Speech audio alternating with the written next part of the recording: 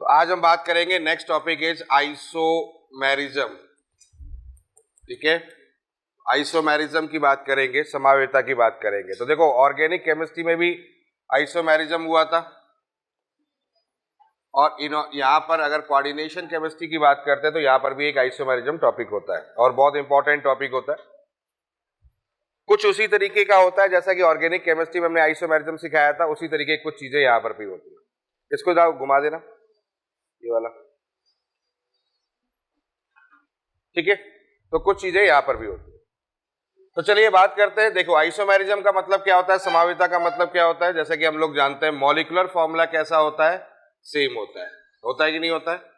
Molecular formula same होता है, यानी कि जो उसका अणुसूत्र होता है वो कैसा होता है, समान होता है, मॉलिक्यूलर फॉर्मूला सेम होता है।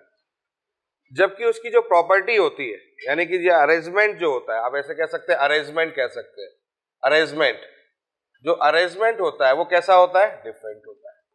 तो बात को समझना है कि जब अणुसूत्र समान हो, मॉलिक्यूलर फॉर्मूला सेम हो, बट अरेंजमेंट जैसा हो, डिफरेंट हो, तो उसको हम लोग क्या बोलते हैं, that is called the isomerism, यानी कि उसको आइसोमेरिज्म के नाम से जाना जाता है। ठीक है बच्चों, क्लियर हो गया? अब आइसोमेरिज्म की जो हम लोग बात करते हैं, तो आइसोमेरिज्म को वहां पर भी और यहां पर भी, दोनों जगह पर अगर देखा जाए, तो आइसोमेरिज्म को हम दो कैटेगरी में डिवाइड कर देते हैं। दो कैटेगरी कौन कौन सी आपको पता होगा। एक होता है स्ट्रक्चरल आइसोमेरिज्म, होता ही नहीं होता है, और एक कौन सा होता है, स्टीरियो आइसोमेरिज्म। ठीक है, स्टीरियो आइसोमेरिज्म तो दो चीजों में होता है, एक होता है स्ट्रक्चरल आइसोमेरिज्म और एक होता है स्टीरियो आइसोमेरिज्म। अब स्ट्रक्चरल आइसोमेरिज्म और स्टीरियो आइसोमेरिज्म में क्या होता है, याद करो। स्ट्रक्चरल आइसोमेरिज्म में क्या होता है, स्ट्रक्चर चेंज होता है, यानी कि इस कंडीशन की अगर हम बात करते हैं, तो यहां पर क्या होता है, मॉलिक्यूलर फॉर्मूला कैसा होता है, सेम होता है। क्लियर है? और स्ट्रक्चर कैसा होता है, स्ट्रक्चर जो होता है वो कैसा होता है, डिफरेंट होता है। क्लियर हो गया? यही तो होता है, बात समझ में आ रही है? क्लियर है? मॉलिक्यूलर फॉर्मूला कैसा होता है, सेम होता है, और स्ट्रक्चर कैसा होता है, डिफरेंट होता है। जबकि यहां की अगर बात करते हैं, तो यहां भी क्या होता है, मॉलिक्यूलर फॉर्मूला कैसा होता है, सेम होता है। स्ट्रक्चर कैसा होता है, यहां पर स्ट्रक्चर भी सेम होता है।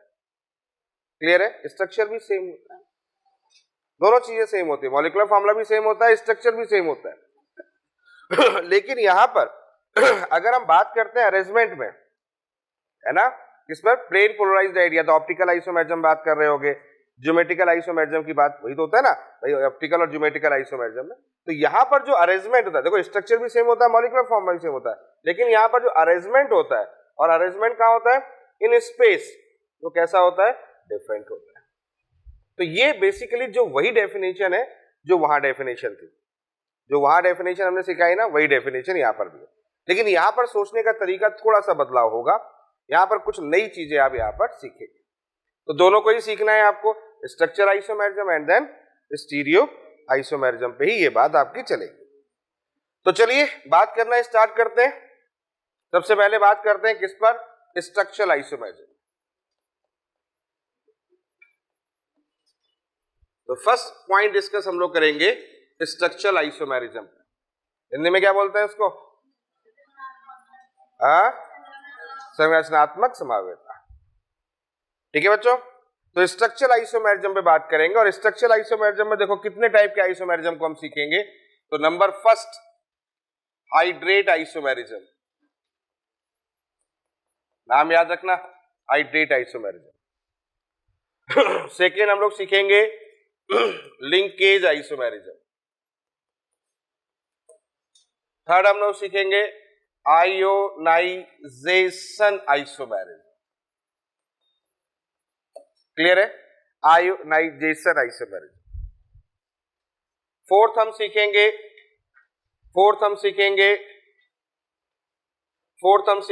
Coordination isomerism. Coordination isomerism.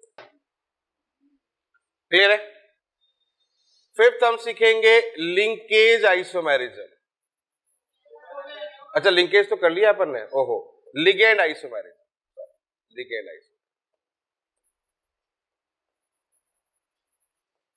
ठीक है, और सिक्स एक और सिखा देता हूं, पॉलीमराइजेशन आइसोमेरिज्म, ये भी सिखा देता हूं। इसमें कुछ आपके एनसीईआरटी में नहीं है, लेकिन उनका एप्लीकेशन है। क्लियर है? तो ionization isomerism, coordination isomerism, linkage ligands isomerism and then polymerization isomerism.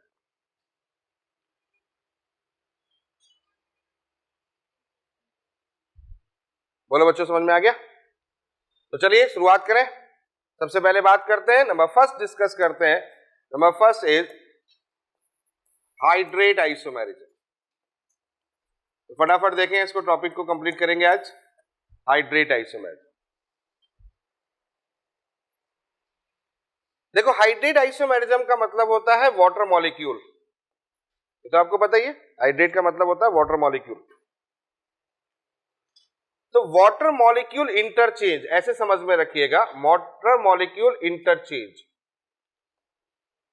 जहां पर वाटर मॉलिक्यूल का इंटरचेंज हो जाएगा वो हाइड्रेट आइसोमेरिज्म में कंसीडर होगा।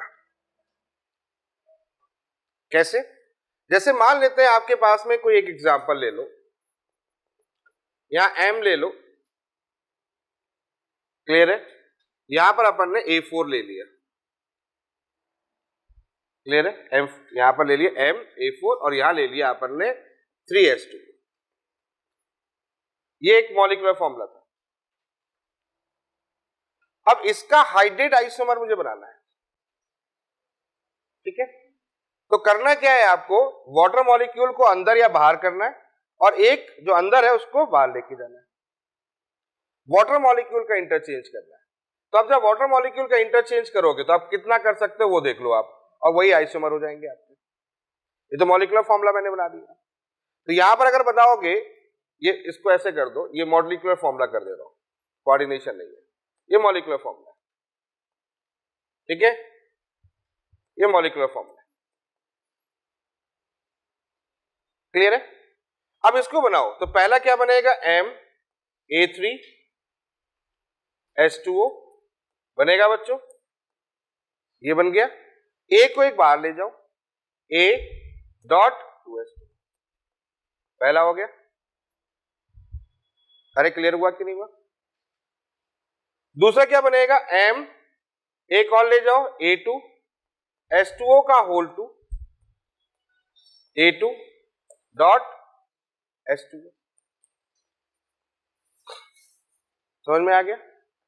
तीसरा क्या हो जाएगा, A केवल A रखो, केवल A रखो, केवल A रखो, A H2O का होल 3 हो जाएगा। और यहां क्या हो जाएगा, आगे बात समझ में? तो जितना वाटर मॉलिक्यूल था उसको अपन ने क्या कर दिया, अंदर सेट कर दिया। क्लियर है? जितना वाटर मॉलिक्यूल था उसको अपन ने क्या कर दिया, अंदर सेट कर दिया। तो यहां पर भी आपके पास देखो मॉलिक्यूलर, यहां पर भी एक फॉर्म बन गया, यहां देखो यहां भी एक फॉर्म बन गया, यहां भी एक फॉर्म बन गया। अब आप एक और फॉर्म बना सकते हैं सर, क्या? यहां पर M बना लो, यहां A4 कर लो और यहां पर कितना कर लो, 3S2। बात समझिएगा, ये पॉसिबल नहीं हो सकता। क्यों नहीं हो सकता? क्योंकि न्यूट्रल हो गया। क्या हो गया, ये न्यूट्रल। समझ में आ गया कि नहीं आ गया? अरे क्लियर हुआ कि नहीं हुआ? तो ये न्यूट्रल हो गया, ये कंडीशन पॉसिबल नहीं हो सकती है। हाँ, ये कंडीशन पॉसिबल हो सकती है, ये हो सकती है। बात समझ में आ रही है? क्लियर हो रहा है कि नहीं हो रहा है? ये पॉइंट समझ में आया कि नहीं है? तो ये आइसोमर हो गया, ये आइसोमर हो गए, यानी कि इसका मतलब इस मॉलिक्यूलर फॉर्मूले कितने हाइड्रेट आइसोमर बन गए, 3 वाटर मॉलिक्यूल। बोलो समझ में आया कि नहीं है? ये है एग्जांपल, नोट करो। क्लियर हो गया? चलो एक क्वेश्चन दे रहा हूं, एक क्वेश्चन दे रहा हूं। Cr, बहुत आराम समझेंगे, Cr Cl3.4H2O, ऐसे क्वेश्चन था क्या? नहीं, Cr Cl3.4H2O। क्वेश्चन है नंबर ऑफ हाइड्रेट आइसोमर। चलो निकालो, कितने होंगे सोचो। Cr Cl3.4H2O कितने हाइड्रेट आइसोमर होंगे? तो सोच के देखो।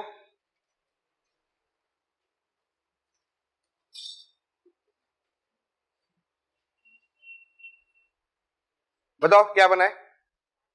न्यूट्रल मत बना देना, बाकी सब बन जाएगा। न्यूट्रल नहीं बनाना है। मतलब पहला वाला Cr बना लिया, H2O का होल 4 Cl3, पहला बन गया Cr H2O का होल 4 Cl, ये बन गया। फिर एक काम करो, वाटर को अंदर ले जाओ, बाहर ले जाओ, Cl को अंदर ले जाओ, H2O का whole 3 Cl, Cl2 dot H2, Cl2 dot एक H2, कम ज्यादा नहीं होना चाहिए। 2 बन गया। अरे क्लियर हुआ? तीसरा एक और काम कर सकते हैं, Cr H2O का whole 2 Cl2, Cl dot 2H2, बोलो क्लियर है? ये बात समझ में आ गई।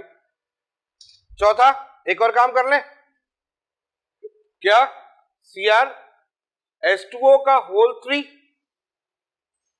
2 का यहां पर 2 H2O, और इसके बाद क्या करते हैं अपन, एक Cl और ले आओ, Cl3, सही जा रहे, और यहां हो जाएगा 3H2। बस ये गलत हो जाएगा, क्यों? क्योंकि ये न्यूट्रल है। न्यूट्रल समझ रहे हो ना? मैंने कहा देखो, इसको आयंस में तोड़ लोगे आप, ये आयंस में टूटेगा, बताओ यहाँ क्या होगा? यहाँ क्या होगा? +3, ये -1, अरे हाँ या ना? क्लियर हुआ कि नहीं हुआ? यहाँ भी वही हो जाएगा, आयंस में तोड़ लेंगे पॉजिटिव निगेटिव में, यहाँ भी पॉजिटिव निगेटिव में टूट जाएगा। बोलो समझ में आ रहा है कि नहीं आ रहा है? लेकिन यहाँ पर पॉजिटिव निगेटिव में नहीं टूटेगा, क्योंकि यहाँ पर वाटर मॉलिक्यूल है, न्यूट्रल है। तो न्यूट्रल वाला हाइड्रेट मॉलिक्यूल में काउंट, हाइड्रेट आइसोमर में काउंट नहीं किया जाएगा। हाँ, मॉलिक्यूलर फॉर्मूला कुछ भी बन सकता है, वही इसको मॉलिक्यूलर फॉर्मूले के फॉर्म में बोल सकते हो, लेकिन उसमें कन्वर्ट नहीं होगा। इसमें तो बना है ना, ये है ना, क्या होगा? पहला हो गया, एक Cl अंदर ले गए, 2 हो गया, 1 हो गया, इसको भी अंदर ले जाए, एक और, एक थर्ड वाले में बाहर ले लें, तो Cl को अंदर लाना पड़ेगा। क्यों? यहां कितना है? कोऑर्डिनेशन नंबर चेंज नहीं होना चाहिए।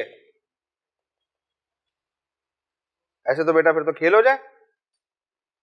अगर कंफ्यूजन है तो एक समझ लो, मैंने क्या कहा? 2 कंडीशन, वाटर मॉलिक्यूल पूरी तरीके से बाहर नहीं होगा। इसका लॉजिक क्या है? एक और लॉजिक समझ लो, कोऑर्डिनेशन नंबर चेंज नहीं होना चाहिए। यहां पर कोऑर्डिनेशन नंबर कितना है? 4, यहां पर कोऑर्डिनेशन नंबर कितना? 3 + 1 4। ऐसा मत करना ही कोऑर्डिनेशन नंबर चेंज कर दो। यहां पर देखो, यहां भी कोऑर्डिनेशन नंबर कितना हो गया? 2 और 2 4। अरे आ रहा है समझ में कि नहीं आ रहा है? क्लियर हो रहा है कि नहीं हो रहा है? अब समझ में आ गया? कर लोगे? कोई दिक्कत यहां तक? चलो एक और क्वेश्चन दे रहा हूं, चलो एक और ट्राई करो, एक और ट्राई करो। पीटी, अच्छा, वाटर मॉलिक्यूल की तरह अमोनिया का मॉलिक्यूल भी काम किया जा सकता है, हालांकि बड़ा सा आपके सिलेबस से बाहर की बात है। वाटर मॉलिक्यूल को अमोनिया की तरह भी ट्रीट किया जा सकता है। चलो लेकिन वाटर मॉलिक्यूल बात करते हैं। P2H2O का होल 6 Cl4, ये मॉलिक्यूलर फॉर्मूला है, बताओ कितने होंगे? और कोऑर्डिनेशन नंबर हमें 6 रखना है, ये भी ध्यान रखना है, कोऑर्डिनेशन नंबर 6 रखना है।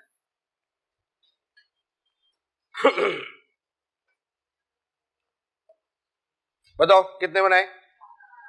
पहला बनेगा यहां पर, क्या बनेगा? Pt कर लो, H2O का होल 6 कर लो, Cl4 बनेगा।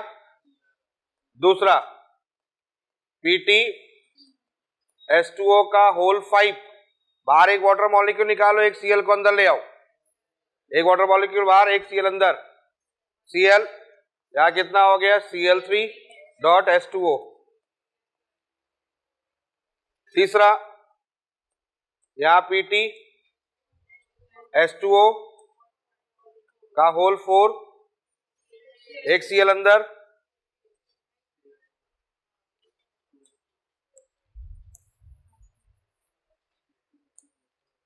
ठीक है, यहां हो गया आपके पास में PT, H2O का कितना होगा बच्चों बताते रहो 4, यहां कितना होगा Cl2, यहां पर भी Cl2 डॉट 2H2O, और एक और Cl ले आ सकते हैं, ऐसे आएंगे क्वेश्चन, PT H2O का होल यहां पर 3, यहां Cl3, ठीक है, और फिर Cl डॉट 3H2O, इसके आगे नहीं जाएंगे क्योंकि Cl अंदर गया नहीं, ये बाहर आया नहीं, न्यूट्रल हुआ, कंसीडर नहीं होगा, यानी कि कितने आइसोमर हो गए 4, और 4 के 4 कैसे होंगे हाइड्रेट आइसोमर। जल्दी नोट करें, थोड़ा स्पीड अप करें, हो गया। चलो अब हाइड्रेट आइसोमेरिज्म के बाद नंबर सेकंड डिस्कस करते हैं। Number second is ionization isomerism. Clear है? आयोनाइजेशन आइसोमेरिज्म बात नहीं। देखो आयोनाइजेशन आइसोमेरिज्म में क्या होता है उसको समझ लो, बहुत सिंपल तरीके से समझा रहा हूं, आप उसको समझ लो।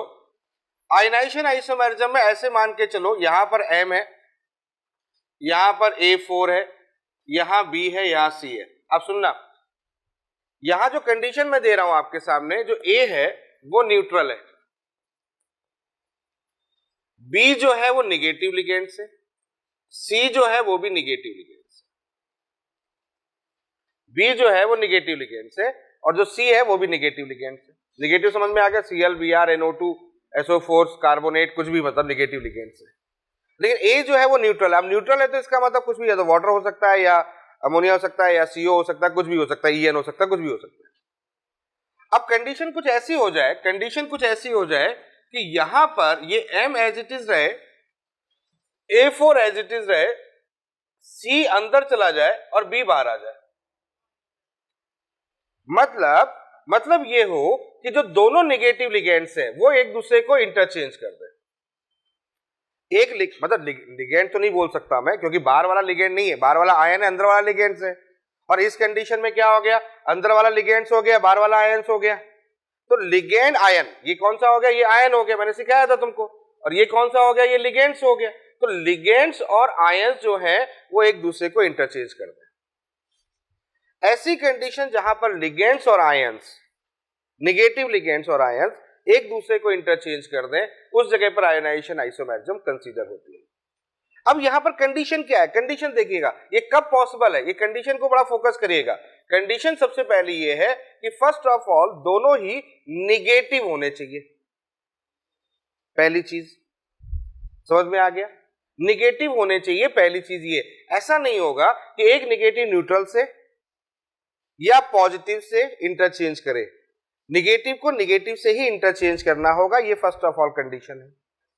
दूसरी कंडीशन ये है कि अब इसमें लोग कंफ्यूज जाते हैं कि निगेटिव होना चाहिए, समझ में आए, क्या दोनों का निगेटिव सेम होना चाहिए? ऐसी कोई कंडीशन नहीं है। निगेटिव चार्ज सेम भी हो सकता है और डिफरेंट भी हो सकता है, इस बात को भी ध्यान रखना है। मतलब इसकी ये कंडीशन नहीं है कि निगेटिव है तो निगेटिव दोनों का बराबर होना चाहिए, ऐसी कोई कंडीशन नहीं है, ऐसी कोई कंडीशन नहीं है। ये हो सकता है एक का नेगेटिव चार्ज ज्यादा हो, एक का नेगेटिव चार्ज कम हो। लेकिन तीसरी कंडीशन ये है, जो सबसे इंपॉर्टेंट कंडीशन है, वो ये है, density must be same, must be same, must be same. बेटा ऐसा नहीं होना चाहिए कि एक बाइडेंटेड है और एक मोनोडेंटेड है, ऐसा नहीं होना चाहिए। दोनों की डेंसिटी सेम होनी चाहिए। क्यों? क्योंकि डेंसिटी अगर सेम होगी तो एक चीज हमेशा ध्यान रखना, इसका जो कोऑर्डिनेशन नंबर होगा वो हमेशा सेम होगा। तो बात को समझ रहे हो आप, कहना मैं क्या चाह रहा हूं, कोऑर्डिनेशन नंबर सेम होना चाहिए, दोनों में नेगेटिव चार्ज होना चाहिए। नेगेटिव चार्ज सेम भी हो सकता है, डिफरेंट भी हो सकता है, लेकिन डेंसिटी दोनों की सेम होनी चाहिए, दोनों सेम डेंसिटी के ही होने चाहिए। अगर ऐसी कहीं पॉसिबिलिटी बनती है तो वो आइसोमेरिज्म कौन सी कहलाती है? आयोनाइजेशन आइसोमेरिज्म कहलाती है। बोलो बच्चों कोई डाउट यहां तक? अरे समझ में आ रहा है कि नहीं आ रहा है? तो चलो एग्जांपल ले लेते हैं। जैसे एक एग्जांपल लेते हैं, यहां पर M ले लिया, यहां पर मैंने NH3 का होल 3 ले लिया, यहां Cl ले लिया, यहां Br ले लिया। ये ले लिया। अब मैंने कहा कि इसका आयनाइजेशन आइसोमेरिज्म बनाओ, तो कैसे बनेगा आयनाइजेशन आइसोमेरिज्म, सोच के देख लो।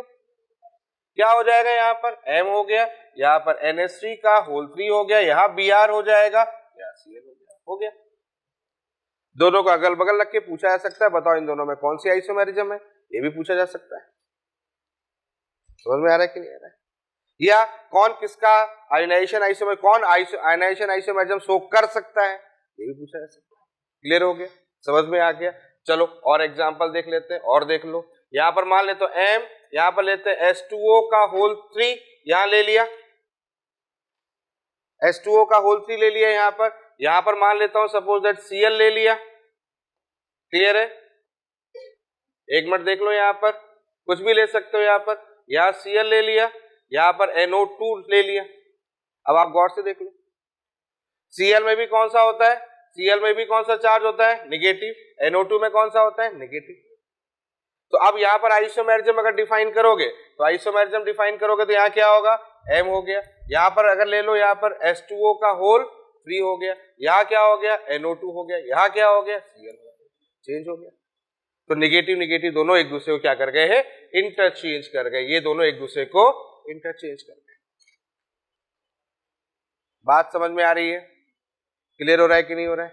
दूसरी बात, अब कोऑर्डिनेशन नंबर देखो, यहां पर कोऑर्डिनेशन नंबर कितना होगा, ये बड़ी प्रैक्टिस में रखिएगा। यहाँ कोऑर्डिनेशन नंबर कितना, ये भी मोनोडेंट है, ये भी मोनोडेंट, तो 3 + 1 = कितना हो गया, 4। तो यहाँ कोऑर्डिनेशन नंबर यहाँ कितना होगा, 3 + 1 = 4। 4 यहाँ भी है तो यहाँ भी तो 4 है कि नहीं है कि नहीं है, और यहाँ पर कितना है, यहाँ भी 4 है।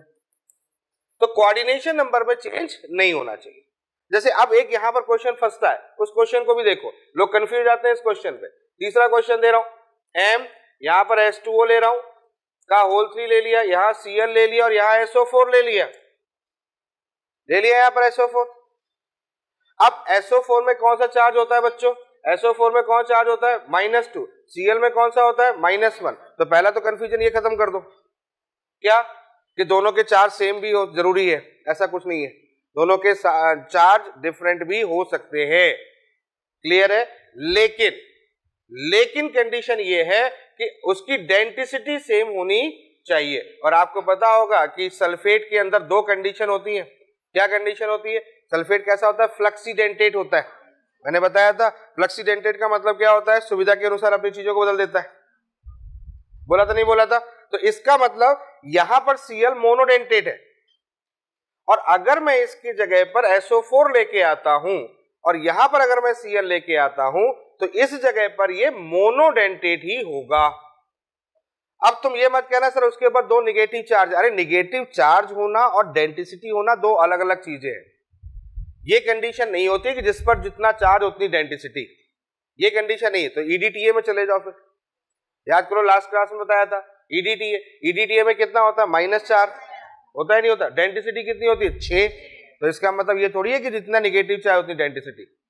समझ में आ रहा है कि नहीं आ रहा है? तो चार्ज अलग चीज, डेंसिटी अलग चीज है। तो ये यहां पर कैसे वर्क करेगा, अगर इसके अंदर आ रहा है तो मोनोडेंटेट। अब इसकी कैरेक्टर है ना मोनोडेंटेट होने की, इसका कैरेक्टर है ये फ्लक्सीडेंटेट, मतलब ये अपना बदलाव कर सकता है।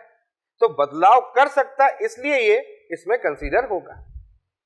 समझ में आ रहा है कि नहीं आ रहा है, क्लियर है? तो यानी कि इसका मतलब ये पॉसिबल है। लेकिन अगर इसकी जगह मैं एक और एग्जांपल ले लूं, यहां पर ले लो MH2O का होल 3, यहां Cl और यहां C2O4 ले लूं। अब ऑक्जिलेट आ गया, C2O4 ऑक्जिलेट आ गया। और ऑक्जिलेट कैसा होता है, बाइडेंटेट। अरे होता है कि नहीं होता है, बाइडेंटेट होता है। और यहां पर अगर मैं बात करूं इसके इंटरचेंज की बात करूं, तो यहां हो गया, यहां H2O का कितना हो जाएगा, 3। और अगर मैं उसी हिसाब से बात करूं C2O4 और यहां Cl, तो यहां गड़बड़ी हो गई। क्यों गड़बड़ी हो गई, क्योंकि यहां पर इसका जो कोऑर्डिनेशन नंबर है वो कोऑर्डिनेशन नंबर ये 3 हो गया, प्लस बाइडेंटेट ये 2 हो गया। तो 3 + 2 कितना हो गया, 5। और जबकि यहां अगर बात करें तो यहां कितना है, 3 + 1 = 4। तो बस यही मामला गड़बड़ हो गया, तो ये काउंट नहीं होगा। समझ में आ रहा है? तो ध्यान आपको रखना है कि किस जगह पर कौन सी आइसोमेरिज्म डिफाइन की जाएगी। कोई डाउट यहां तक, कोई परेशानी यहां तक, क्लियर हो रहा है? तो ये बहुत इंपॉर्टेंट चीज है, इस पर जरूर फोकस करिएगा कि किस तरीके से ये कंसीडर होगा। चलो आगे बात करते हैं। आयोनाइजेशन आइसोमेरिज्म समझ में आ गई आपको, और कौन सी बात समझ में आ गई है? दूसरी आपको समझ में आ गई है हाइड्रेट आइसोमेरिज्म। तो हाइड्रेट आइसोमेरिज्म के लिए क्या रिक्वायरमेंट है? वाटर का। और आयोनाइजेशन आइसोमेरिज्म के लिए क्या रिक्वायरमेंट है? नेगेटिव चार्ज का। क्लियर है? नेगेटिव आयंस जो होंगे, नेगेटिव लिगेंड्स जिस तरह से बिहेव करेंगे वो होंगे। चलो नंबर थर्ड में डिस्कस करते हैं। नंबर थर्ड लेके आते हैं। Number third, linkage isomerism. Linkage, ये भी बड़ा इंपॉर्टेंट है। तो थर्ड इज लिंकेज आइसोमेरिज्म। देखो बच्चों, लिंकेज आइसोमेरिज्म एक स्पेसिफिक आइसोमेरिज्म है। स्पेसिफिक मतलब एक स्पेसिफिक कंपाउंड या स्पेसिफिक लिगेंड्स में होता है। जैसे हम बात करते हैं कुछ ऐसे लिगेंड्स जिनमें एक से ज्यादा डोनर लिगेंड्स होते हैं, डोनर एटम होते हैं। जैसे कि आपको पता होगा, आपने देखा होगा CN, फिर आपने देखा होगा NC। C से अगर इलेक्ट्रॉन प्रोवाइड मेटल को होते हैं तो इसको बोलते हैं साइनाइड। बोलो हाँ या ना? साइनाइड, साइनो उसमें लेते हैं। और अगर N से इलेक्ट्रॉन प्रोवाइड होते हैं तो इसको बोलते हैं आइसोसाइनाइड। तो दोनों ही सेम है, CN और NC मॉलिक्यूलर फॉर्मूला सेम है, लेकिन कंपाउंड अलग है। समझ में आ गया? इसको हम बोलते हैं ambient ligands. Ambient ligands, clear है? उभय दंतुक, उभय दंतुक। समझ में आ गया? तो ऐसे आइसोमेरिज्म इनमें होता है, यानी लिंकेज आइसोमेरिज्म में ये कंडीशन होती है। तो NC और CN, जैसे और एग्जांपल ले लो, NO2, लास्ट क्लास में सिखा रहा था, इसको क्या बोलोगे? Nitro N, nitrito, sorry nitrito N, clear है? और इसको क्या बोलोगे? ONO, O। आगे बात समझ में? एक और ले लो, SCN, थायोसाइन, क्लियर है? यहां पर हो गया NCS, आइसोथायो। अरे समझ में आ रहा है कि नहीं आ रहा है? तो ऐसे एग्जाम्पल जिनमें हम उसका रूप बदल सकते हैं, उसका रूप बदल सकता है, उनमें ये लिंकेज आइसोमेरिज्म होती है। कोई डाउट यहां तक? बात समझ में आ रही है? जैसे एग्जाम्पल लेता हूं मैं, आपको बात समझ में आ जाएगी। एक एग्जाम्पल है, M ले लिया, H2O का होल 3 ले लिया, यहां मैंने NO2 ले लिया और यहां Cl ले लिया, ये ले लिया, NO2 ले लिया, Cl ले लिया। अब सुनना मेरी बात को, क्या समझाना चाह रहा हूं, सुनना इस बात को। मैंने क्या किया, M को एज इट इज रखा, H2O का होल 3 एज इट इज रखा, Cl को अंदर कर दिया, NO2 को बाहर कर दिया।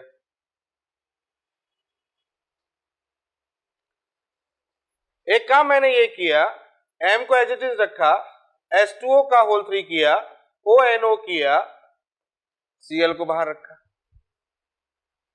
एक मैंने काम और कर दिया,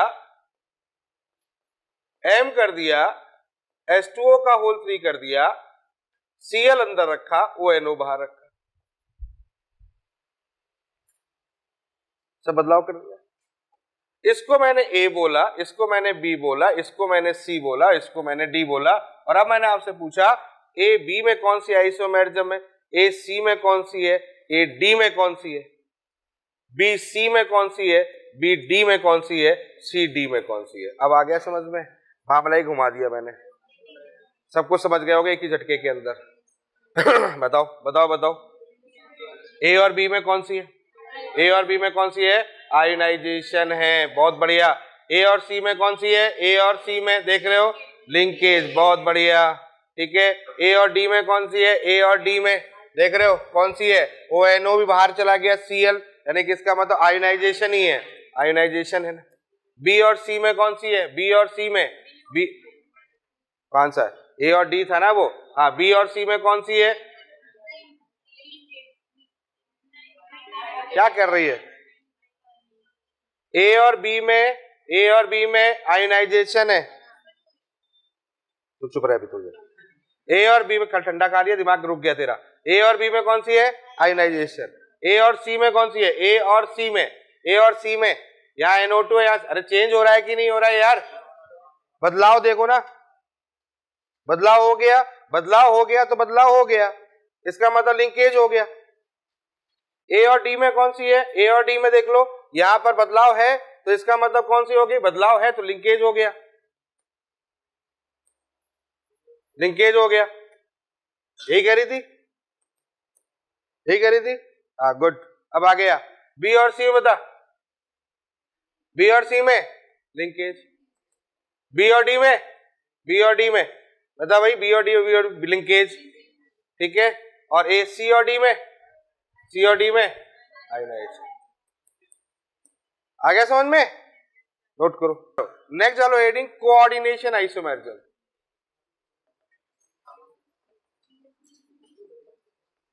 कोऑर्डिनेशन आइसोमेरिज्म बहुत इंपॉर्टेंट है। देखो कोऑर्डिनेशन आइसोमेरिज्म में क्या होता है उसको समझ लो। कोऑर्डिनेशन आइसोमेरिज्म में आप ऐसे मान के चलो, आपके पास में एक कंपाउंड है MA4 और यहां पर आपके पास है MB4। सुनना मेरी बात को, ये हमारे पास एग्जांपल है MA4 MB4। अब हमने क्या किया इसमें, हमने इसमें क्या किया वो समझ लो। हमने ये किया, M को M रहने दिया, एक A को इधर उठाया और एक B को इधर पटक दिया, A3B। यहां पर हो जाएगा MB3A। क्लियर है? MA3B MB3A। समझ में आ गया? फिर हमने क्या काम किया, एक इधर एक और ले लिया A2, B को इधर ले आओ B2। फिर हमने क्या काम लिया, M यहां पर A2, ये काम कर दिया।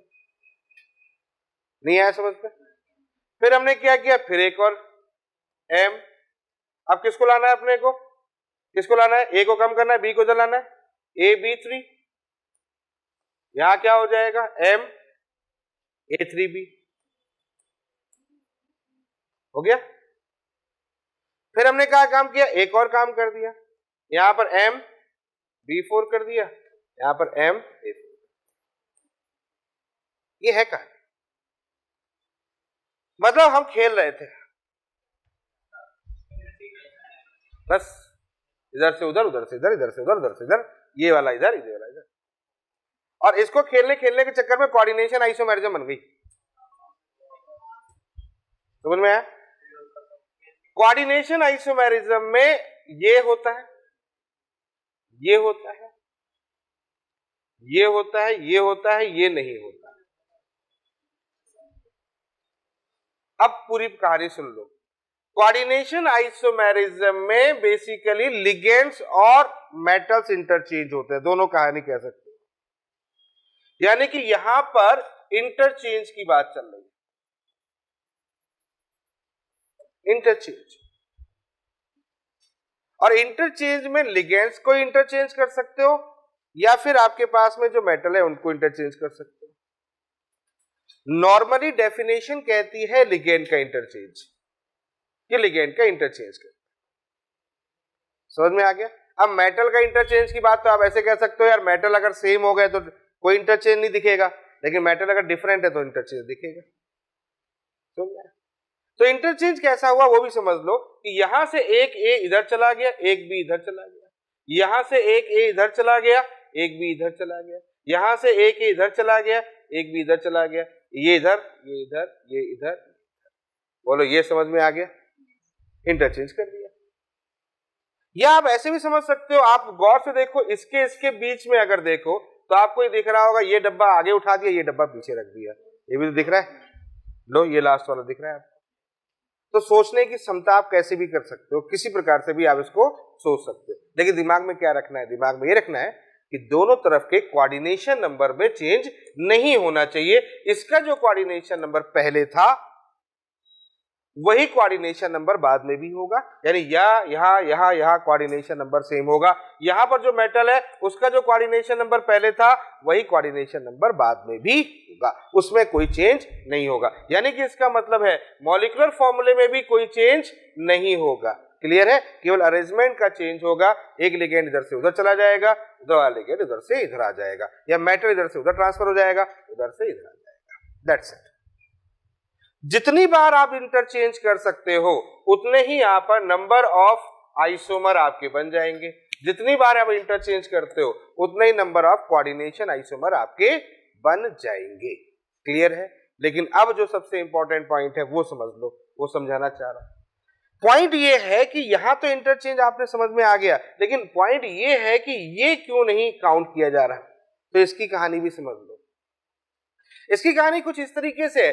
आप जरा एक काम करो, इसको अगर हम देखें Ma4 Mb4 को देखें तो एक चीज समझो रहा, मुझे एक बात बताओ कि अगर मैं इसके ऑक्सीडेशन स्टेट की बात करता हूं, किसकी बात करता हूं? ऑक्सीडेशन, या फिर मैं चलो इसके चार्ज की बात करता हूं। एक बात मुझे बताओ, ये M4 है, ये Mb4 है, यानी कि ये कैसा होगा? पॉजिटिव, ये कैसा होगा? नेगेटिव। बोलो होगा कि नहीं होगा? अरे होगा कि नहीं होगा? या एक काम करते, चलो एग्जांपल ले लेता हूं, एग्जांपल ही लेता हूं, ज्यादा अच्छा लगेगा। एग्जांपल ले लो, CuNH3 का होल 4। चलो आप एक काम करो, पहले एग्जांपल ले लो, फिर मैं आपको पूरी कहानी समझाता हूं। चलो इसके नंबर ऑफ कोऑर्डिनेशन आइसोमर बनाओ, बनाओ। CuNH3 का होल 4, CuCl4। चलो बनाओ पहले, फिर बात करते हैं। तो आपके पास एग्जांपल है CuNH3, एग्जाम्पल है CuNH3 का होल 4, CuCl4।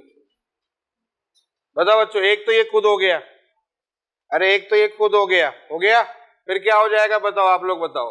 पहले मैं जनरली चेंज कर रहा हूं, CuNH3 का होल 3, एक Cl इधर कर लो, यहां क्या होगा? CuCl3NH3। क्लियर हो गया? और देखो और क्या होगा, CuNH3 का होल 2, Cl2। बोलो सही जा रहा हूं मैं? यहां क्या हो जाएगा? CuCl2NH3 का होल 2। सही जा रहा हूं? अरे कोई बात नहीं, अभी हम बना ले रहे हैं, हमारा मन कर रहा है, अच्छा लग रहा है हमको बनाना। CuNH3 Cl3, और क्या होगा? CuNH3 का होल 3 Cl, और चौथा लास्ट कौन सा हो गया? CuCl4। अरे हाँ ये ना, CuCl4, यहां क्या होगा? CuNH3 का। ये हो गई कहानी। अब एक काम करते, दोनों के ऑक्सीडेशन स्टेट निकालते हैं। क्या निकालते हैं? दोनों का ऑक्सीडेशन स्टेट। बताओ क्या होगा दोनों का ऑक्सीडेशन स्टेट, जल्दी बताओ। इसका कोऑर्डिनेशन नंबर कितना है? 4, इसका कोऑर्डिनेशन नंबर 4। ऑक्सीडेशन स्टेट निकालोगे कितना हो गया? 0। ये कंडीशन यहां पर हो गई, इसका मतलब इसका ऑक्सीडेशन स्टेट कितना आएगा? +2। अरे हाँ है ना? और इसका कितना आ जाएगा? +2। थप्पड़ मारूंगा ना, कॉपर +2 ऑक्सीडेशन, इसका भी +2 ऑक्सीडेशन स्टेट। समझ में आ रहा है कि नहीं आ रहा है? और ऑक्सीडेशन स्टेट +2 आ गया, तो आप जरा मुझे एक बात बताओ, इसका न्यूट्रल 0 का NH3 का कितना होगा? मुझे +2 ऑक्सीडेशन स्टेट लाना है। क्या क्या सिखाना पड़ता है मुझको? NH3 का होल 4 ऑक्सीडेशन स्टेट मुझे कितना लाना है? इसका कितना लाना है? 2। तो इसके ऊपर कितना चार्ज होगा ये निकालना है, X निकालना है। तो यहां हो गया +2 +2 × 0 = X, यानी X = कितना होगा? +2। इसका मतलब सीधी सी बात है, इसके ऊपर हो गया +2, तो इसके ऊपर कितना हो गया? -2। आया समझ में? क्योंकि इधर वाले का निकालो आप, इधर वाले का +2 कब आएगा? जब इसके ऊपर -2 होगा। देख लो, X -4 = -2। अरे हाँ है ना? तो X = कितना आ जाएगा? -2। X = कितना आ जाएगा? हाँ +2, ये तो लिखा था। X = कितना आ गया? +2। तो इसके लिए ऊपर क्या लाना पड़ेगा? -2। यहाँ क्या लाना पड़ेगा? +2। अब एक काम करो, नीचे भी तो +2 आएगा कॉपर का, इस कॉपर का भी तो +2 आएगा, ये तो दिल नहीं होगा। लेकिन ऊपर अब जो चार्ज आएगा इस पेयर के ऊपर, वो कितना होगा? सोच के देख। मतलब मैं मान लेता हूं ये X निकालना है आपको, तो क्या निकालोगे यहां पर? बोलो, +2 + 0 -1 इक्वल टू x। अब आया समझ में? तो x इक्वल टू कितना आ गया? +1। इसका मतलब इसके ऊपर कितना लगाना पड़ेगा आपको? इसके ऊपर कितना लगाना पड़ेगा? +1। समझ गए बच्चों? ये +1 और ये +1 होगा तो ये कैसा होगा? -1। अब आ गया समझ में? अब समझ में आया? पक्का? और अब नीचे आ जाओ, +1 तो ये कितना होगा? 0। ये कितना होगा? 0, क्योंकि इसका +2 लाना है और इसका भी +2 लाना है। तो +2 तभी ला सकते हो जब इसके ऊपर 0 करोगे। और ऐसा कोई भी कोऑर्डिनेशन कंपाउंड नहीं बनेगा जिसमें 2 स्पेयर हो और दोनों पर 0 0 हो जाए। अगर 2 स्पेयर है, एक स्पेयर है तो 0 हो सकता है, न्यूट्रल वाली कंडीशन आ सकती है, लेकिन 2 स्पेयर अगर एक साथ लगे तो आयनिक कंपाउंड में होंगे, एक पॉजिटिव होगा और एक निगेटिव होगा। इसलिए ये कंडीशन पॉसिबल नहीं है, क्योंकि दोनों के ऊपर 0 0 आ गया, दैट इज द न्यूट्रल। ये पॉसिबल नहीं। अब आई कहानी समझ में? तो क्यों मैंने कहा था ये पॉसिबल नहीं है, क्यों मैंने कहा था ये पॉसिबल नहीं है, उसके पीछे का रीजन ही है। अभी रुको, बात खत्म नहीं हुई, आगे देखो। अब आ जाओ नीचे वाले में। अब मुझे बताओ, इसका मुझे +2 लाना है, इसका भी मुझे +2 लाना है। यहां कितना रखना पड़ेगा? यहां कितना रखना पड़ेगा? उल्टा हो जाएगा। अब उल्टा हो जाएगा कैसे? यहां +2 ला रहे हो, नहीं ला रहे हो? तो यहां कितना होगा? सोच के देखो, ये -3 है। अरे लड़की, समझ में आ रहा है? कितना होगा यहां देखो, यहां कितना होगा? सोच के देखो, +2 प्लस NH3 कितना हो गया? 0। क्लियर?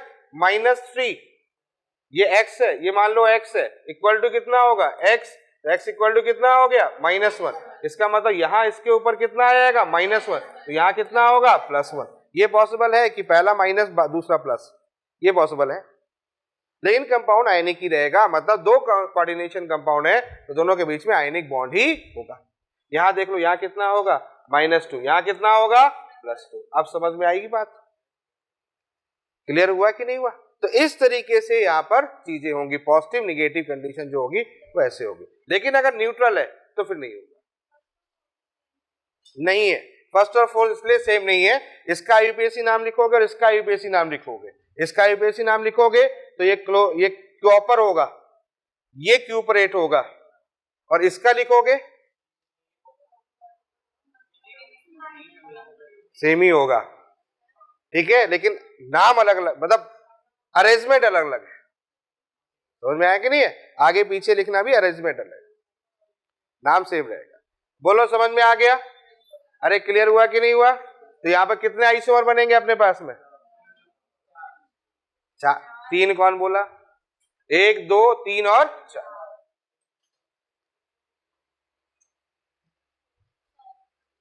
ठीक है, चलो एक और एग्जांपल। हमारे पास में CONH3 का होल 6 COCl6, ये एग्जांपल था। अब बनाते हैं इसमें आइसोमर कितने बन सकते हैं? क्लियर है? पहला तो एक ये बन गया, दूसरा क्या हुआ? CONH3 का क्या हो जाएगा यहाँ पर? 5। यहाँ कितना हो गया? Cl। इधर कितना हो जाएगा? CO। इधर कितना हो जाएगा बच्चों? Cl5NH3। क्लियर है? 2 हो गया। तीसरा ले लो यहाँ पर CONH3 4Cl2। क्लियर है? CO Cl4 NH3 का होल 2, ये कंडीशन हो गई। अगला हो जाएगा CONH3 का होल 3 Cl3, या हो जाएगा COCl3 NH3 का होल 3। फिर अगला CONH3 का होल 2, सही जा रहे हैं बच्चों? यहाँ हो गया Cl4, प्रैक्टिस करो। यहाँ कितना हो जाएगा? CO, यहाँ कितना हो जाएगा? Cl2 NH3 का। क्लियर है? नेक्स्ट अगला क्या हो जाएगा? NH3 Cl5, यहां पर हो जाएगा COCl NH3 का होल, और लास्ट क्या हो जाएगा? COCl6 और यह CONH3 का होल 6। क्लियर? इसमें एक नहीं होगा, कौन सा नहीं होगा? ये नहीं होगा, तो 1 हो गया, 2 हो गया, 3 हो गया, 4 हो गया, 5 हो गया, 6 हो गया। कौन कह रहा है कि 5 आ रहे थे? आगे समझ में? स्पेस हमारे यहाँ सब स्पेशल है। Number of isomer is equal to 6। आ गया समझ में? क्लियर हो गया? चलो आगे बात करते हैं अगले एग्जांपल पे। नेक्स्ट अपन कौन सा बचा? नेक्स्ट इज, अगला एक और ले लो, लिंकेज आइसोमेरिज्म। लिंकेज हो गया, लिगेंड्स आइसोमेरिज्म। हाँ, ligands, ligands isomerism. The next heading is ligands isomerism. देखो, लिगेंड आइसोमेरिज्म में कुछ नहीं होता, इसमें यह होता है कि लिगेंड्स में चेंज हो जाए, यानी कि चेंज इन लिगेंड्स। अगर लिगेंड्स में चेंज हो जाता है तो उसको हम लोग लिगेंड आइसोमेरिज्म में कंसीडर करते हैं। जैसे एक छोटा सा एग्जांपल लेता हूं, आपको बात समझ में आ जाएगी। यहां पर M ले लिया और यहां पर मैंने एग्जांपल ले लिया CS2, CS2, CS2, यहां NH2, यहां NH2। बात समझना बच्चों का होल X, समझो मेरी बात को। क्लियर? ये मैंने एग्जांपल ले लिया,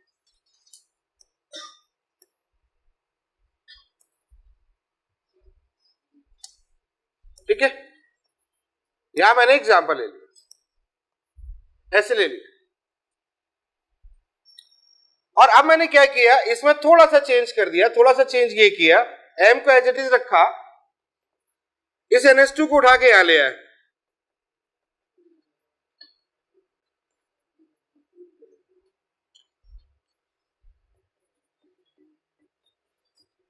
बहुत बड़ा नहीं है, बहुत ऐसा नहीं कि बिल्कुल अलग टाइप का, बिल्कुल सिंपल है।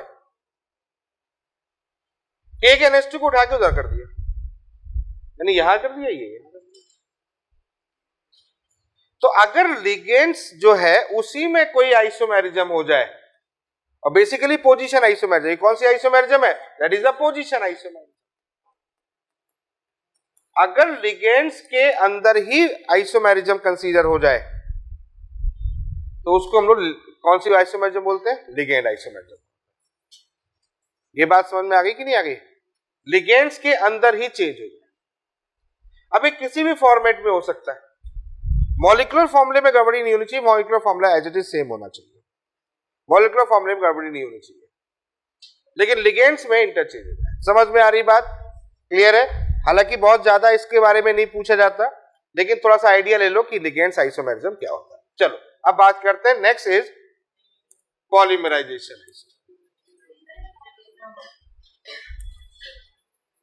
क्लियर है? Next is polymerization isomerism. अब इसको समझ लो, पॉलीमराइजेशन आइसोमेरिज्म क्या होता है उसको समझ लो। देखो, पॉलीमराइजेशन सबसे पहली चीज क्या होती है, ये ट्रू आइसोमर नहीं है, ट्रू आइसोमेरिज्म नहीं है। अब ट्रू आइसोमेरिज्म क्यों नहीं है? एक्चुअली में क्या होता है, इसमें मॉलिक्यूलर फॉर्मूला जो होता है वो सेम नहीं होता, वो डिफरेंट होता है। मतलब ऐसा होगा, जैसे ऐसे मान के चलो, एक चीज देख लो, आपको पूरी पहली बात समझ में आ जाएगी। मान लेता हूं यहां पर मैं Ma2B2 ले रहा हूं, मान लेता हूं Ma2B2 लेता हूं। अब ये Ma2B2 है, इसको मैं ऐसे लिख दूं, यहां M लिख दूं, यहां M लिख दूं, यहां M लिख दूं, यहां M लिख दूं, यहां पर A4 लिख दूं, यहां B4 लिख दूं। अब मुझे एक बात बताओ, इन दोनों में क्या है? मॉलिक्यूलर फॉर्मूले में देख लो आप गौर से, यहां पर M 1 है, ये 2 है, ये 2 है, यहां क्या है? M है, M है, 2 है। इसका मतलब ये इसका डबल हो गया। बोलो हाँ या ना? तो क्या मॉलिक्यूलर फॉर्मूला सेम है? नहीं है, मॉलिक्यूलर फॉर्मूला सेम नहीं है। समझ में आ गया कि नहीं आ गया? तो पॉलीमर का मतलब क्या होता है? दुगुना, तिगुना, चार गुना, यही तो मतलब हुआ कि नहीं हुआ? Molecular formula. अब जैसे इसका अगला फॉर्म ले लो, अगर तो क्या होगा? अगर अगला फॉर्म ले लूंगा तो क्या हो जाएगा? यहां पर मान लेता हूं A2 A8, यहां ले लो, यहां क्या हो जाएगा? A2 B8 हुआ कि नहीं हुआ? अरे हाँ है ना। लेकिन एक चीज समझना, मॉलिक्यूलर फॉर्मूला डिफरेंट है बट इंपीरिकल फॉर्मूला सेम है। ये बड़ी कमाल की बात है भाई साहब। इंपीरिकल फॉर्मूला सेम है। इंपीरिकल फॉर्मूला क्या होता है? इंपीरिकल फॉर्मूला सिंपल रेशियो होता है, इंपीरिकल फॉर्मूला सेम है। समझ रहे हो ना मेरी बात को? जैसे यहां पर अगर बात करो, यहां अगर बात करो तो यहां क्या रेशियो है? देखो यहां 1:2:2 है। इन दोनों को जोड़ोगे तो यहां क्या हो जाएगा? 2:4:4। अरे हाँ है ना, M का, A का और B का। तो लेकिन इसका सिंपल रेशियो क्या होगा? 1:2:2। यहां जोड़ो, यहां क्या होगा? 4:8:8। सिंपल फॉर्म करोगे 1:2:2। बोलो आया समझ में कि नहीं है? तो इंपीरिकल फॉर्मूला सेम होगा लेकिन मॉलिक्यूलर फॉर्मूले में चेंज होगा, और वो डबल्स या ट्रिपल टाइम या 4 टाइम या 6 टाइम किसी के एक टाइम के अकॉर्डिंग होगा। तो ऐसा कहीं पर अगर हो जाए तो वो किस में कंसीडर होगा? पॉलीमराइजेशन आइसोमेरिज्म में। और इसको मैंने कहा ट्रू आइसोमेरिज्म नहीं है। क्यों? क्योंकि ट्रू आइसोमेरिज्म की पहली कंडीशन ही होती है कि मॉलिक्यूलर फॉर्मूला सेम होना चाहिए। तो मॉलिक्यूलर फॉर्मूला सेम यहां पर नहीं होता है। बोलो समझ में आ गया? क्लियर हो गया? कोई डाउट यहां तक? अब समझ में आ गई बात? तो सारा आइसोमेरिज्म कंप्लीट हो गया आपके पास। स्ट्रक्चरल आइसोमेरिज्म में कौन कौन से आइसोमेरिज्म बताए थे? हाइड्रेट बता दिया है, दूसरा बता दिया आयनाइजेशन बता दिया, तीसरा कौन सा बताया? लिंकेज बता दिया, चौथा कौन सा बताया? कोऑर्डिनेशन बता दिया, पांचवा कौन सा बताया? लिगेंड्स, और छठा कौन सा बता दिया? पॉलीमराइजेशन। बोलो बच्चों कोई डाउट यहां तक? चलो कुछ एग्जांपल करते हैं। अब क्वेश्चन कैसे आते हैं? क्वेश्चन कुछ इस टाइप के आएंगे। देखो दो टाइप के क्वेश्चन बेसिकली बनते हैं। पहला, आपको एक पेयर दे दिया जाएगा, पूछा जाएगा बताओ इनमें कौन सी आइसोमेरिज्म है। दूसरा, एक कंपाउंड दे दिया जाएगा और पूछा जाएगा इसमें कौन कौन सी आइसोमेरिज्म प्रेजेंट हो सकती है, मतलब इन कंपाउंड में कौन कौन सी आइसोमेरिज्म प्रेजेंट हो सकती है। तो चलो एक एग्जांपल आपके सामने रख रहा हूं, फिर आगे की बात करेंगे। यहां रखा है CONH3 का होल 3, यहां Cl या NO2 का होल 2, और यहां पर रख दिया अपन ने NO2 का होल 2, यहां पर रख दिया अपन ने 2H2O। पूछा गया बताओ इसमें कौन कौन सी आइसोमेरिज्म प्रेजेंट हो सकती है। चलिए सोच के बताओ जल्दी से। ठीक है, तो क्वेश्चन क्या था? क्वेश्चन ये है कि इसमें कौन कौन सी आइसोमेरिज्म प्रेजेंट हो सकती है। तो सोच के देखो, पहली कंडीशन कौन सी हो सकती है? हाइड्रेट। अरे हो सकती है। दूसरी कंडीशन लिंकेज। तीसरी नहीं। इसमें आयनाइजेशन कैसे हो सकती है? वाटर है बार, तो कौन सी होगी? दो ही होगी, हाइड्रेट होगा और लिंकेज। हाइड्रेट का मतलब वाटर मॉलिक्यूल अंदर बाहर हो सकता है। बोलो हाँ या ना? क्लियर है? अब तुम ये कहोगे सर हाइड्रेट कर दोगे तो हाइड्रेट में तो Cl बाहर ले जाओगे, और Cl बाहर ले गए तो सर लिंकेज, सर उसमें तो फिर आयोनाइजेशन हो जाएगी। एक्चुअल में देखना है, ओरिजिनल जो कंपाउंड दिया है उसमें सोचना है, ये नहीं कि उसके अंदर बदलाव करके फिर आप बात कर रहे हो, फिर तो सत्यानाश हो जाएगा, फिर तो सारी हो जाएंगी। जो कंपाउंड दिया गया है उसी को फोकस करना है, बस यही है सर्वे सर्वा, यही है माई बाप, इसी पर सोचना है ना। ये नहीं कि H2O यहां ले गए, Cl अंदर ले गए, फिर Cl को फिर NO2 पे दिमाग लगा दिया, सर ये भी हो गया। नहीं, समझ में आ रहा है? लौंडे समझ में आ रहा है? ठीक है, तो कौन कौन सी आइसोमेरिज्म होगी? हाइड्रेट और लिंकेज। और कोई? और कोई? सोच के देखो, पक्का होगी? नहीं होगी। क्लियर? चलो अगला क्वेश्चन बताओ, बताओ बताओ बताओ कौन सी होगी? पहली हाइड्रेट, बहुत बढ़िया। दूसरी लिंकेज, तीसरी आयोनाइजेशन। अब आयोनाइजेशन किसके किसके बीच में होगी? Cl और Cn के बीच में हो सकती है, और Cl और Br के बीच में हो सकती है। Cl के बीच में नहीं होगी। आगे बात समझ में? क्लियर हो गया? कोई डाउट यहां तक? किसमें? दोनों निगेटिव है क्या? तो फिर दिमाग क्यों खराब कर रहा है जबरदस्ती? मतलब आ गया समझ में? तो कितनी आइसोमेरिज्म होगी? हाइड्रेट भी होगी, लिंकेज भी होगी, आयनाइजेशन, और कोई इसके अलावा और कोई सी नहीं होगी। तो समझ में आ गया बच्चों? स्ट्रक्चरल आइसोमेरिज्म कर लोगे, कहीं कोई डाउट नहीं है। दो ही टाइप के क्वेश्चन होंगे, या तो पेयर बना के दे दिया जाएगा, पूछा जाएगा बताओ इसमें कौन सी आइसोमेरिज्म है, या फिर इसमें कौन कौन सी आइसोमेरिज्म प्रेजेंट हो सकती है। क्लियर? चलो अब बात करते हैं नेक्स्ट, सेकंड पड़ाव की तरफ चलते हैं। Next is stereo isomerism. तो नेक्स्ट डालो हेडिंग स्टीरियो आइसोमेरिज्म, और उसी में हम लोग डिस्कस करते हैं जियोमेट्रिकल आइसोमेरिज्म। ठीक है बच्चों? तो क्योंकि आपको पता है स्ट्रक्चरल आइसोमेरिज्म के बाद स्टीरियो आइसोमेरिज्म पढ़ते हैं, और स्टीरियो आइसोमेरिज्म में क्या पढ़ते हैं अपन? दो पढ़ते हैं। कौन कौन से? ज्योमेट्रिकल और ऑप्टिकल। तो उसी चीज को हम यहां लेके आ रहे हैं। तो सबसे पहले लेके आ रहे हैं ज्योमेट्रिकल आइसोमेरिज्म। बताओ बच्चों, जाना ज्योमेट्रिकल आइसोमेरिज्म में क्या बोलते हैं अपन लोग? क्या बोलते हैं इसको? Cis trans isomerism. क्या बोलते हैं इसको? Cis trans. अब देखो बच्चों, ध्यान रखना है, वो सिस ट्रांस और ये सिस ट्रांस में अंतर है। वहां क्या था और यहां क्या था? वहां डबल बॉन्ड था कि नहीं था? वहां पर डबल बॉन्ड था। तो डबल बॉन्ड के अंदर सेम साइड में सिस। नहीं समझ, मैं क्या बोल रहा हूं नहीं समझ में आ रहा होगा ना? दांत दिखा ले, बहुत ऐतिहासिक बात कर ली होगी। मैं जो बोल रहा हूं वो नहीं सुनना है।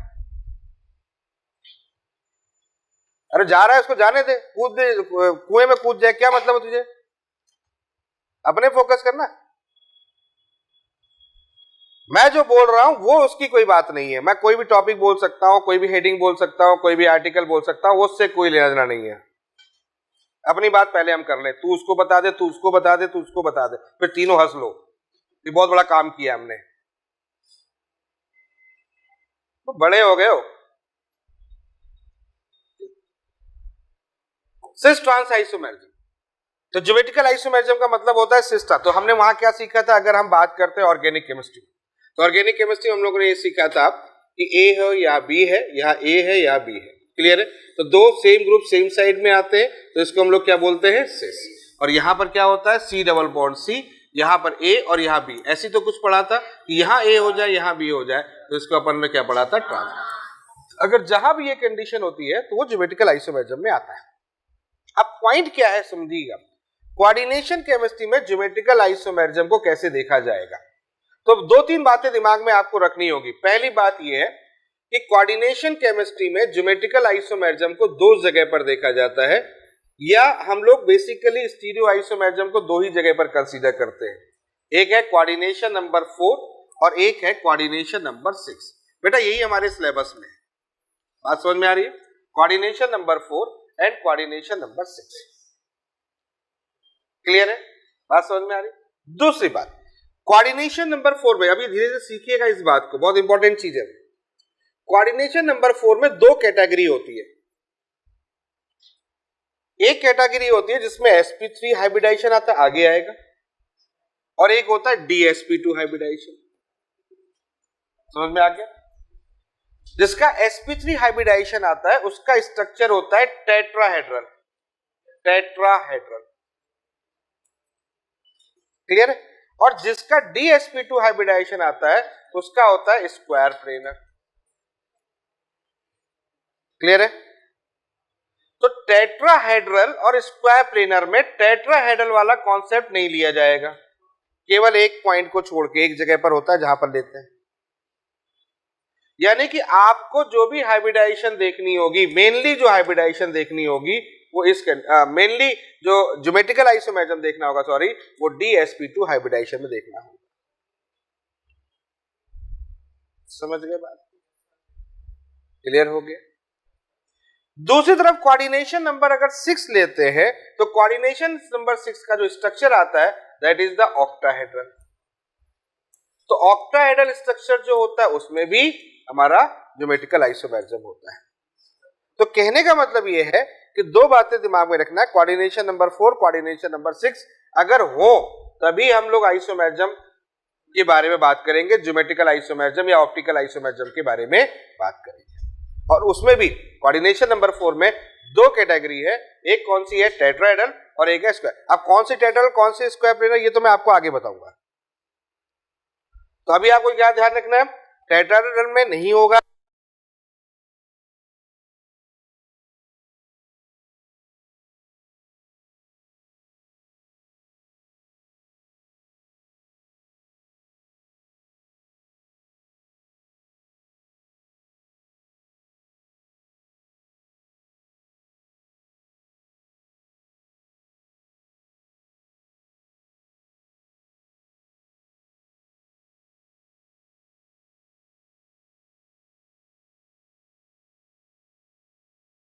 कोऑर्डिनेशन नंबर 4, तो कोऑर्डिनेशन नंबर 4 का देखो मतलब स्क्वायर प्लेनर होता है। स्क्वायर प्लेनर कैसे होता है वो देख लो, इस टाइप का होता है स्क्वायर प्लेनर, ये चारों इस टाइप के होते हैं।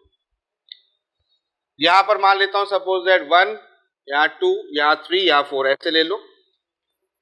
और इसमें क्या ले लो, इसमें ले लो इस तरीके से एंगल, तो कितना एंगल होगा बच्चों, 90 डिग्री। स्क्वायर प्लेनर समझ में आ गया, ये स्क्वायर प्लेनर स्ट्रक्चर होता है, मतलब बराबर बराबर बराबर।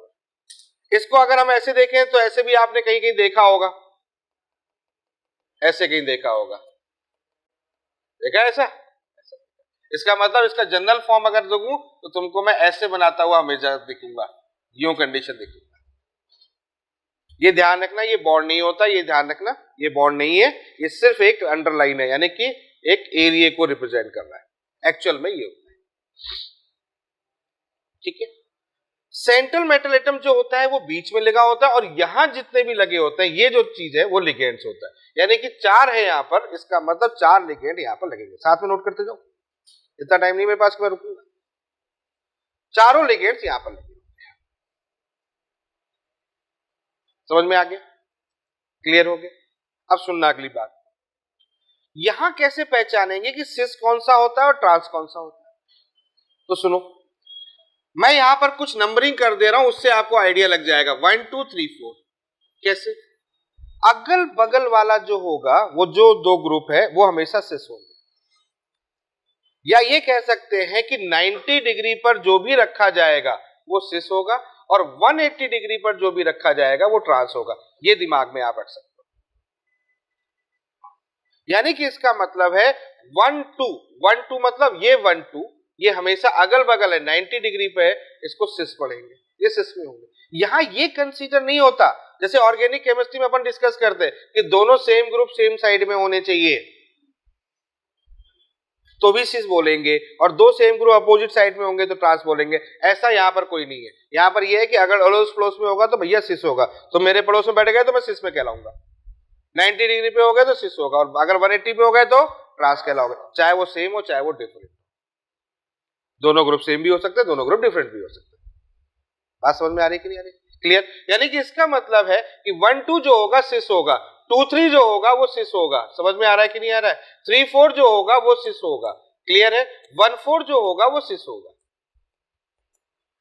ऐसे समझो, यानी कि 4 सिस हो सकते हैं। जबकि अगर हम बात करें 1 3 जो होगा वो ट्रांस होगा, क्लियर है, वो ट्रांस होगा, या 2 4 जो होगा वो ट्रांस होगा। बात समझ में आ रही है, अरे क्लियर हुआ कि नहीं हुआ, ये है कहानी। तो यही समझना है हमको, यहाँ पर थोड़ा सा लॉजिक है यहाँ पर, और अगर लॉजिक समझ में आ गया तो कहानी बन जाएगी, एक क्वेश्चन सीधा सीधा चला जाएगा। तो सिस कौन सा होगा, ट्रांस कौन सा होगा, सेम 80 डिग्री 90 डिग्री पे चेक करना है, 90 डिग्री पे सिस, 180 पे। क्लियर हो रहा है कि नहीं हो रहा है, समझ में आ रहा है कि नहीं आ रहा है, पक्का, कोई डाउट यहां तक। चलो एक क्वेश्चन देता हूं, फिर उससे आपको थोड़ा सा और फील आने लगेगा। मान लेता हूं एग्जांपल ले रहा हूं आपके सामने, साथ में चलते रहिए मेरे। Ma2B2, मैंने आपसे पूछा है कि इसका सिस और ट्रांस बनाओ। Ma2B2 और A और B जो है वो मोनोडेंटेड लिगेंड्स है, ठीक है, लिख दे रहा हूं AB मोनोडेंटेड लिगेंड। मोनोडेंटेड समझ में आ गया,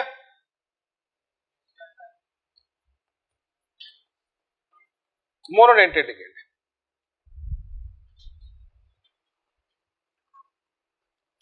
यानी कि एक जंतुक है। अब मुझे इसका सिस ट्रांस बनाना है, तो क्या करना है, सबसे पहले देखो कोऑर्डिनेशन नंबर कितना है, कोऑर्डिनेशन नंबर कितना है, कोऑर्डिनेशन नंबर 4 है, बहुत बढ़िया, और 4 हो गया। तो अभी मैं बात कर रहा हूं स्क्वायर प्लेनर पे, किस पे बात कर रहा हूं, स्क्वायर प्लेनर पे, ठीक है। तो क्या करेंगे यहां पर, M, ये कर लिया अपन ने, ऐसे बना लेना, सबसे पहला काम तो ऐसे बना लेना। बहुत बेसिक से समझा रहा हूं, बहुत बेसिक से एक एक चीज समझा रहा हूं, अगर अब भी नहीं समझ में आई तो मैं कुछ नहीं कर सकता, फिर तो अपने ऊपर एक बार देखो और शक करो कि कुछ गड़बड़ है, कहीं कुछ है, नहीं है ना। M ये कंडीशन है, मैं बोलूंगा, तुझे नहीं बोलना है ना, किसी को नहीं बोलना है, रिप्लाई नहीं चाहिए मुझे। यहां पर आउटगोइंग है, मैसेज यहां से वहां जाता है, वहां से यहां वापस नहीं आता, इनकमिंग बंद है ना। हाँ, इधर ध्यान दो, देखा शुरू हो गए, मौका चाहिए बोलने का। ये बनाया, अब यहां पर क्या बनाया, ए बनाया, यहां ए बनाया, यहां बी बनाया, यहां बी बनाया, बना दिया। ए पड़ोस में ए है, बी पड़ोस में बी है, इसका मतलब अड़ोसी पड़ोसी है। क्लियर है? कौन सा फॉर्म हो जाएगा? बहुत बढ़िया। अब ए ए पकड़ लिया, यहां से देखो, इसमें प्रैक्टिस चाहिए होगी, इसमें कोई लॉजिक नहीं है, इसमें ज्यादा कोई लॉजिक लगाने मत बैठना, रूल बनाने मत बैठना, क्योंकि जहां रूल बनाओगे वहीं सत्यानाश हो जाएगा। तो रूल नहीं बनाने अपने को लॉजिक लगाने कि यहां भैया ए जो है वो अगल बगल है 90 डिग्री पे, सिस हो गया। यहां बी और बी कैसे है, अगल बगल है, सिस है। बात एक ही, किसी एक तरफ देख लो, किसी एक तरफ देख लो, और कोशिश करना पहले जो सिमेट्रिकल है, सेम है, पहले उनको पकड़ लेना, उनको देख लेना वो क्या व्यवहार कर रहे हैं, अड़ोस पड़ोस में है, अपोजिट है, तो उससे सिस्टर ट्रांस करना, जो बाकी है उनको छोड़ देना। और जब चारों ही अलग अलग मिल जाए या जो बिल्कुल ही अलग अलग मिल जाए तो फिर तो कहानी अलग हो जाएगी। नहीं आया समझ में ना? गुड, नहीं आया होगा। अरे मुझे खुद नहीं आया, मैं क्या बोल गया, नहीं आया ना? ये है सबसे झूठा इंसान, तो बेटा दिमाग नहीं है उसके लिए, जो मैंने कहा बहुत ऊपर से निकल गया वो। ये देखो यहां पर ए कैसा हो गया, अपोजिट हो गया। आई बात समझ में? तो क्या ये ट्रांस है? तो क्या दोनों के बीच में ज्योमेट्रिकल आइसोमेरिज्म है? बना सकते। अब समझ में आई बात? क्लियर हुआ कि नहीं हुआ? ये है बात। तो आपको एग्जांपल दिया जाएगा और आपसे पूछा जाएगा बताओ उस कंडीशन में ज्योमेट्रिकल आइसोमेरिज्म होगी कि नहीं होगी। चलो ये बहुत समझ में आ गई बात। अब चलो अगला एक और एग्जांपल है, तो M A2B2 ले लिया। अब मैं तुमसे कह रहा हूं यार एक बात मुझे बताओ, अब थोड़ा सा दिमाग चलाना, अपना दिमाग चलाना। बताओ MA4 ले लूं मैं, बताओ ज्योमेट्रिकल आइसोमेरिज्म है कि नहीं है? बताओ बताओ MA4 में यार कैसे हो सकती है, सब जगह A है, किसको इधर करोगे किसको उधर करोगे तो ज्योमेट्रिकल आइसोमेरिज्म नहीं है। सबको समझ में आ गया? चलो अगला पॉइंट, MA3B में सोच के देखो, A3B कुछ बदलाव हो सकता है इसमें? हो सकता है बदलाव, बहुत बढ़िया। चलो सोच के देखते हैं। यहां देखो बना लो, अब तो हम बना ही रहे, M हो गया, यहाँ कितने हो गए, A हो गया, A हो गया, A हो गया, B हो गया। यहाँ देख लो, यहाँ क्या कंडीशन हो गई, यहाँ M हो गया, यहाँ क्या कंडीशन हो गई, बताओ बताओ बताओ क्या करूं, किधर जाऊं, कहां जाऊं, कहां करूं, A यहां कर दूं, B यहां कर दूं, अलग है क्या? कैसे अलग है? A तीनों एक सीक्वेंट में आ गए, यहाँ भी तीनों एक सीक्वेंट में आ गए, कैसे अलग है? ही नहीं भैया, कोई बदलाव नहीं है। कैसे कोई ट्रांस डिफाइन हो सकता है? और सिस, तो चलो एग्जांपल देख लेते हैं। हमने एग्जांपल ले लिया MAA AB, MAA AB, बताओ क्या होगा, क्या कंडीशन होगी, होगा कि नहीं होगा? बिल्कुल नहीं होगा। यहां पर M ले लो, यहां कंडीशन ले लो, यहां A और A हो गया और यहां AB हो गया। बोलो समझ में आ रहा है? ये कंडीशन समझ में आ गई? तो AB, अब इसको कोई चीज चेंज करो कुछ भी नहीं होगा, तो यहां ज्योमेट्रिकल आइसोमेरिज्म पॉसिबल नहीं है। चलो अगला एग्जांपल लेता हूं। M, अब मैं यहां पर एक चेंज कर रहा हूं, चलो ये तो हो ही गए, ये तो हो ही गए। अब मैं ले रहा हूं अनसिमेट्रिकल, चलो अनसिमेट्रिकल, ठीक है। तो अनसिमेट्रिकल का एग्जांपल मैंने बता दिया, कौन सा बताया था मैंने? GLY, ग्लाइसिनेट, ऐसे बहुत से एग्जांपल है। तो इसको ले रहा हूं मैं AB ले रहा हूं, यानी कि दोनों टर्मिनल अलग अलग है। अब आपसे क्वेश्चन मैं पूछ रहा हूं, अब आपको इतनी प्रैक्टिस हो गई, तो पहला क्वेश्चन मैं आपसे पूछ रहा हूं कि मुझे बताओ इसमें किस में हो सकता है किस में नहीं हो सकता है। MAB का होल 2 + -n, पहला। दूसरा ले रहा हूं MABA2 + -n, तीसरा MABAB